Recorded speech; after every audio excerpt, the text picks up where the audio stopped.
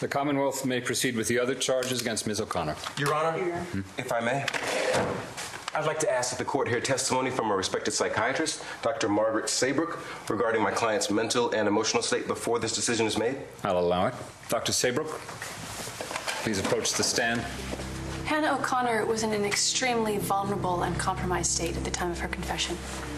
She was cruelly exploited by two men, Robert Ford and Elijah Clark. Robert Ford, with whom she'd had an intimate relationship, falsely accused her of attempted murder, and Elijah Clark, her own attorney, took her case solely for the purpose of coercing her. She was vulnerable and terrified for her life.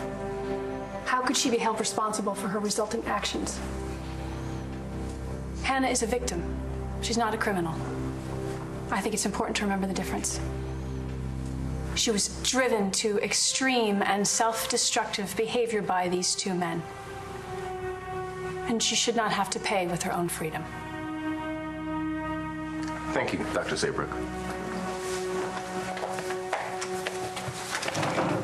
Dr. Saybrook, Hannah O'Connor lied to your own son about having seen Todd Manning push you down the stairs.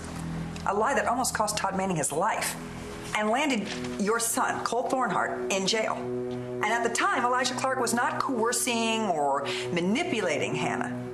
Her lies allowed Elijah Clark, the man who actually did push you down the stairs, resulting in the death of your unborn child, to remain at large for months. Do you still see Hannah as solely a victim? What were you lying about? I kissed you because I wanted to. Because kissing you was the one thing in that moment that would take me outside of myself and make me feel happy again. What do you mean? You know what I mean. James, I care about you, and you're a great friend, but That's the lie.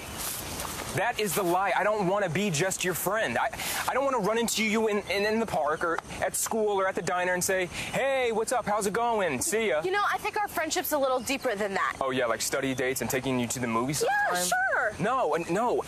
That's the problem. I can't do that. I can't do any of that. The only reason why I said I would be your friend is because that's what you wanted. And I didn't want to lose you. Well, I don't want to lose you either.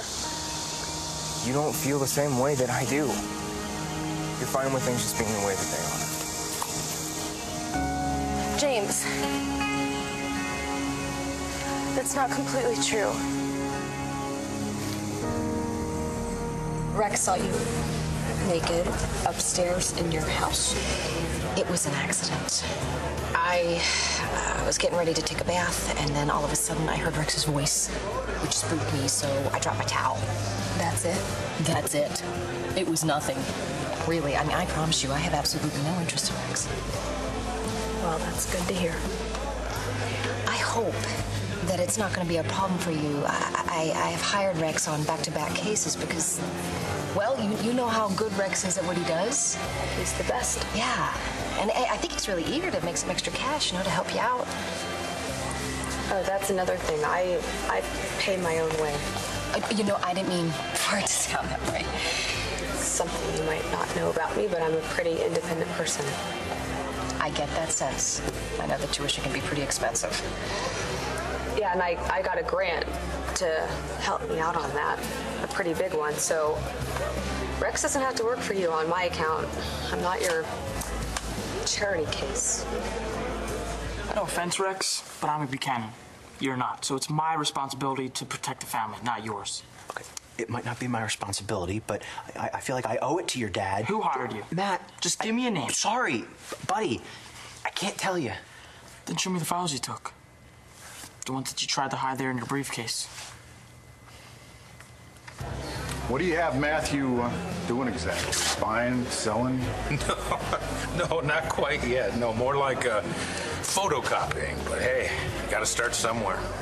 Let's see the files, Rex. I'll tell you what. I will put the files back. Okay? See? No harm, no foul. What do you say? You can forget this thing ever happened?